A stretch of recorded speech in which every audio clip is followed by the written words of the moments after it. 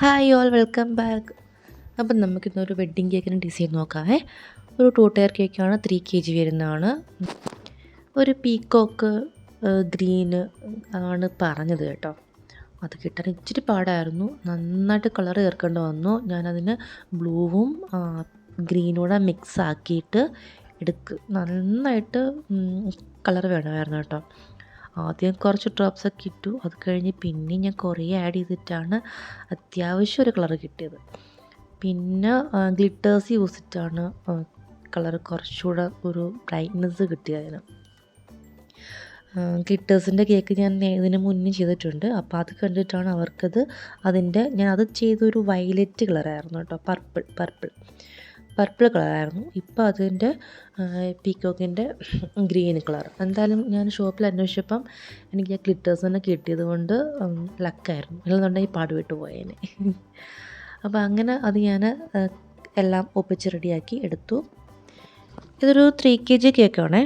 അപ്പം ഞാൻ ബേസ് 7 ആണോ 8 ആണോ ഓർക്കുന്നില്ല കേട്ടോ. ഒരു 6 ലെയർ വരുന്ന പോലെ ചെയ്തത്. എങ്ങനെ 8ഉം 5ഉം ആണെന്ന് തോന്നുന്നു കേട്ടോ. 8 ഇഞ്ചിൽ രണ്ട് ബേക്കിങ്. അപ്പം 2 kg അവിടെ തന്നെ വന്നു. പിന്നെ 5ൽ 6 ലെയർ ആയപ്പോഴത്തേന് ഹാഫ് വീതം 6 ലെയർ, അപ്പം 1 kg മുകളിലും വന്നു. അങ്ങനെ താഴെയും മുകളിലുമായിട്ട് 12 ലെയർ വരുന്ന രീതിയിലാണ് ചെയ്തത്. അപ്പം എല്ലാവർക്കും സംശയമാണ്, ക്രീം മിക്സ് ചെയ്യുമ്പോൾ ലൂസായി പോവും. നല്ല സ്റ്റിഫായിട്ട് ബീറ്റ് ചെയ്ത് കഴിഞ്ഞാൽ നമ്മൾ കളർ ആഡ് ചെയ്യുമ്പോഴൊന്നും ഇത് ലൂസായി പോകത്തില്ല കേട്ടോ. പ്രശ്നമൊന്നും ഉണ്ടാകത്തില്ല. പിന്നെ ഒരു കാര്യം എന്ന് പറഞ്ഞാൽ, നമുക്കിങ്ങനെ നല്ല പെർഫെക്റ്റ് ഐസിങ് കിട്ടാനായിട്ട് കുറച്ച് ക്രീം ഒന്ന് ലൂസായിട്ടിരിക്കുന്നത് നല്ലത് കേട്ടോ. അപ്പം നമ്മുടെ ബബിൾസ് ഒന്നും ഇല്ലാണ്ട് ലൂസായിട്ട് ഇരുന്ന് കഴിഞ്ഞാൽ നല്ല ഫിനിഷിങ് കിട്ടും. സൈഡിലൊക്കെ നമ്മൾ എഡ്ജൊക്കെ നല്ല ഫിനിഷിങ് കിട്ടണമെന്നുണ്ടെങ്കിൽ ഇച്ചിരി ക്രീമൊന്ന് ലൂസാവുന്ന എപ്പോഴും നല്ല കേട്ടോ. ഫിനിഷിങ്ങിന് അതായത് ഫ്ലവേഴ്സ് വരയ്ക്കാനും എന്തെങ്കിലുമൊക്കെ ഇത് ചെയ്യാനാണെന്നുണ്ടെങ്കിൽ സ്റ്റിഫായിട്ട് തന്നെ ഇരിക്കണം. അല്ലെങ്കിൽ ഫ്ലവേഴ്സൊക്കെ നമ്മൾ നമ്മുടെ കൈയുടെ ചൂട് കൊണ്ടിട്ട് പെട്ടെന്ന് ഇതങ്ങ് മെൽറ്റായി പോകും. പിന്നെ അതൊക്കെ ഒന്ന് സെറ്റാക്കി ഒന്ന് ലാസ്റ്റ് കോട്ടിങ് ഫിനിഷൊക്കെ ചെയ്തു.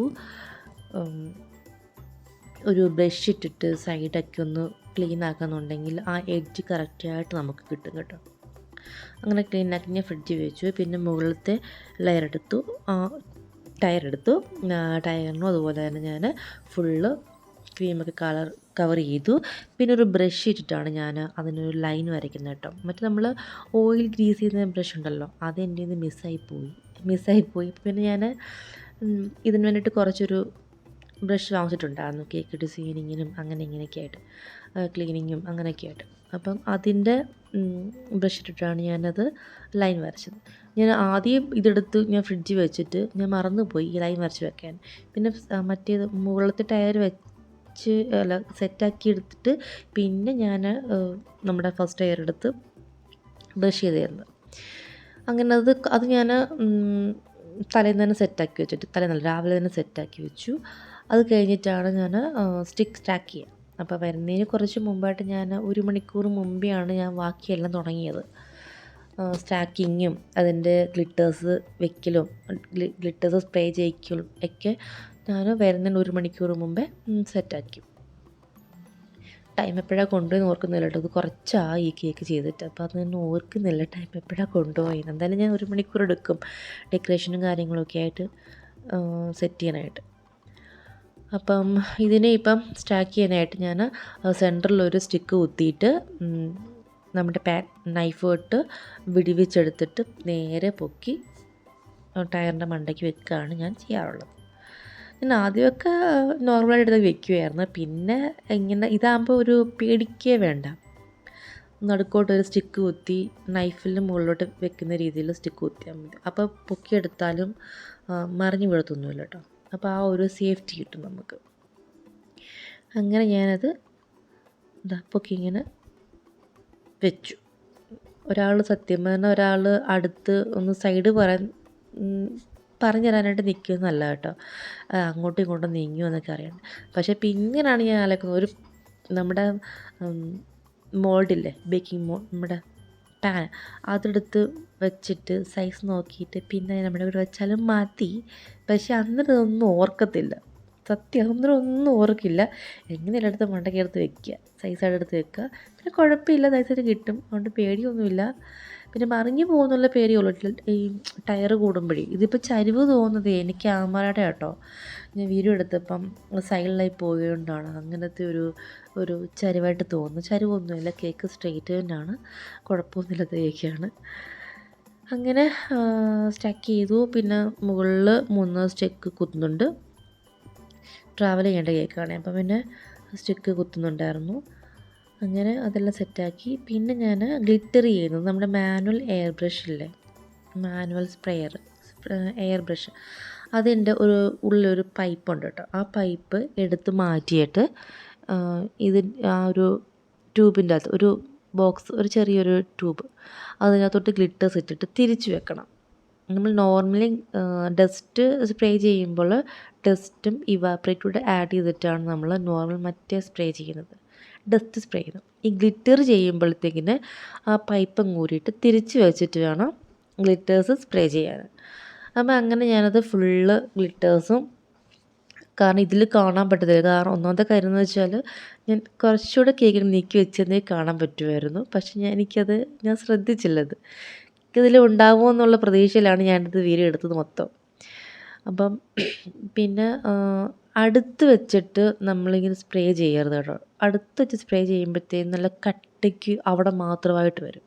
അപ്പോൾ ഇച്ചിരി ദൂരം വെച്ചിട്ട് വേണം സ്പ്രേ ചെയ്യാൻ. അപ്പം ഇത് പിന്നെ ഫുള്ളി അങ്ങ് നല്ല ഡാർക്ക് വേണ്ടത് കൊണ്ട് ഞാൻ കാര്യമായിട്ടങ്ങ് ഗ്ലിറ്റർ തടിച്ചു കൊടുത്തു. ഒരു ബോട്ടിലും 2 ബോട്ടിൽ ഞാൻ വാങ്ങിച്ചായിരുന്നു. ഒരു ബോട്ടിൽ ഫുള്ളും രണ്ടാമത്തെ ബോട്ടിലിൻ്റെ ഒരു പകുതിയോളം വേണ്ടി വന്നു അത് ഫുള്ളൊന്ന് കവർ ചെയ്തെടുക്കാനായിട്ട്, ആ കേക്ക് ഫുള്ളൊന്ന് കവർ ചെയ്തെടുക്കാനായിട്ട്. അപ്പോൾ അങ്ങനെ അതെല്ലാം സെറ്റാക്കി ഫിനിഷ് ചെയ്ത് എടുക്കുന്നുണ്ട്. പിന്നെ അതിൻ്റെ കുറച്ച് ടോപ്പേഴ്സും ഫ്ലവേഴ്സും ഒക്കെ സൈഡിലും അങ്ങനെ ഇങ്ങനെയൊക്കെ വെച്ചിട്ട് ഒന്ന് ഡെക്കറേഷൻ ചെയ്തു. കുറച്ച് വൈറ്റ് ഫ്ലവേഴ്സ് മതി എന്ന് പറഞ്ഞായിരുന്നു. അങ്ങനെ അപ്പോൾ വൈറ്റ് ഫ്ലവറും പിന്നെ എൻ്റെ സമാധാനത്തിനൊരു ബ്ലൂ ഫ്ലവറൂടെ സൈഡ് വെച്ചിട്ടുണ്ട്, അവരാരും കാണാത്ത രീതിയിൽ. മുകളിലും വെച്ചിട്ടുണ്ട്, സൈഡിലും വെച്ചിട്ടുണ്ട്, ആരും കാണാത്ത രീതിയിൽ. അങ്ങനെ ഞാൻ വൈറ്റ് ഫ്ലവറും വെച്ചു, പിന്നെ കുറച്ച് ഗ്രീൻ ലീവ്സും വെച്ചു. പിന്നെ അവരുടെ പേര് ഒന്ന് നല്ല കാണുന്ന രീതിയിൽ വെക്കണമെന്ന് പറഞ്ഞു. അപ്പോൾ ഞാൻ വിചാരിച്ചു വൈറ്റേൽ പേര് വെച്ചു, വൈറ്റേലാകുമ്പോൾ കുറച്ചുകൂടി എടുത്ത് കാണാമല്ലോ.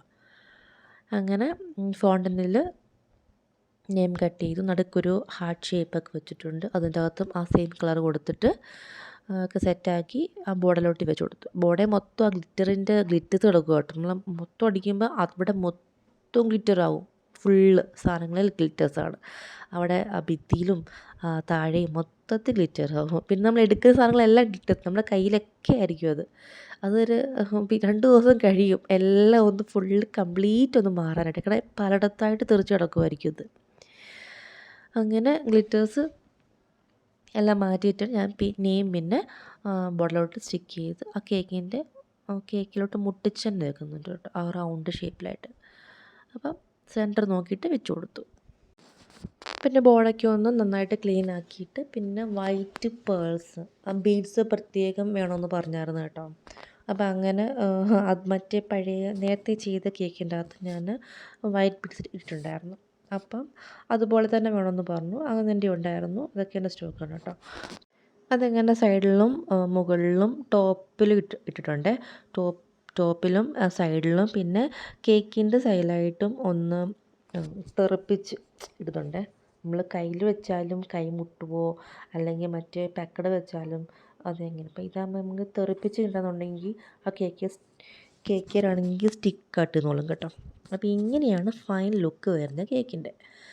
കണ്ടോ മുകളിലൊക്കെ ഞാൻ സൈഡിൽ ബ്ലൂ എന്താണ് കാണാൻ പറ്റും, കണ്ടോ മുകളിലും ഉണ്ട് ചെറിയൊരു പൂവ്, അതിനെ കാണാൻ പറ്റും. ഞാൻ പാത്ത് വെച്ചത് കേട്ടോ, എനിക്കൊരു സമാധാനത്തിന് ഞാൻ കയറ്റി വെച്ചതാണേ. അപ്പോൾ അങ്ങനെ ഇതാണ് final look. Peacock green colour വിത്ത് വൈറ്റ് ഫ്ലവേഴ്സ്, പിന്നെ ഒരു ടോപ്പറും വേണം, വൈറ്റ് ബീഡ്സ് വേണം, പേരിങ്ങനെ നല്ല പൊന്തിച്ച് നിൽക്കണം എന്നൊക്കെ പറഞ്ഞ് ഒരു കസ്റ്റമൈസ്ഡ് കേക്ക് എന്ന് വേണമെങ്കിൽ പറയാം. ഡിസൈൻ നമ്മുടെ തന്നെയാണ്. അപ്പോൾ thank you for watching. Next ഒരു വീഡിയോ ആയിട്ട് അടുത്ത് തന്നെ കാണാം. Bye bye.